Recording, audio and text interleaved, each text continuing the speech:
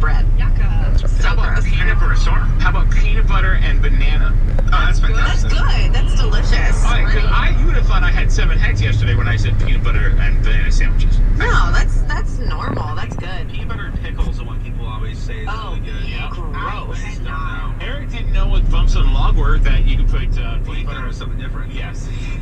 You had to go to the doctor for it. Yeah. Wow. He put peanut butter on a celery, and then you could put either raisins, or you could also do cream cheese with raisins on it too. But no, it's actually really good because it's kind of like you get the little bit of sweet from the raisins and a little bit of cream cheesy. What resin? We talked about how Elbows likes to dip his Oreos in orange juice. He started doing that as a kid. Damn it! Brand things. Damn it!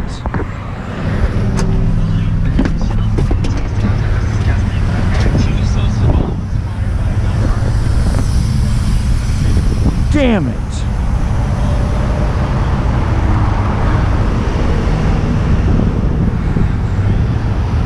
GM. You alright, man? Fucking guy in that truck decided to make that turn. Yeah, I saw that. I broke down.